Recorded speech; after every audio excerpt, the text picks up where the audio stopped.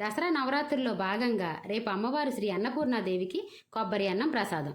ముందుగా కుక్కర్లో 1 cup rice పోసి బాగా కడుక్కుని 3 విజిల్స్ వచ్చే వరకు ఉడికించుకోండి.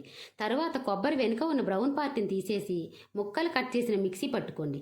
ఇప్పుడు స్టవ్ మీద ప్యాన్ పెట్టి ఆయిల్ వేసుకుని వేరుశనగ గుళ్ళు జీడిపప్పు వేసి వేయించుకుని వీటిని తీసేసి మళ్ళీ అదే ప్యాన్లోకి శనగపప్పు మినపగుళ్ళు ఆవాలు వేసి ఇవి బాగా వేగాక అలాగే ఇందులోకి 1 ఇంచు అల్లం కట్ చేసిన ముక్కలు 5 పచ్చిమిర్చి కొంచెం కరివేపాకు వేసి అల్లం పచ్చిమిర్చి బాగా వేగాక కొంచెం ఇంగువ కూడా వేసుకుని మొత్తం కలిసేలాగా కలుపుకుని మనం ముందుగా మిక్సీ పట్టుకున్న కొబ్బరిని ఇందులో వేసి రంగు మారకుండా కమ్మని వాసన వచ్చే వరకు వేయించుకుని ఇప్పుడు వండుకున్న అన్నాన్ని ఒక ప్లేట్లోకి తీసుకుని అందులోకి కొబ్బరి తాలింపు ఇంకా వేయించుకున్న వేరుశెనగ గుళ్ళు జీడిపప్పు కూడా వేసుకుని తాలింపు అన్నం మొత్తం కలిసేలాగా కలుపుకుంటే అన్నపూర్ణాదేవికి కొబ్బరి అన్నం రెడీ అయిపోయినట్టే.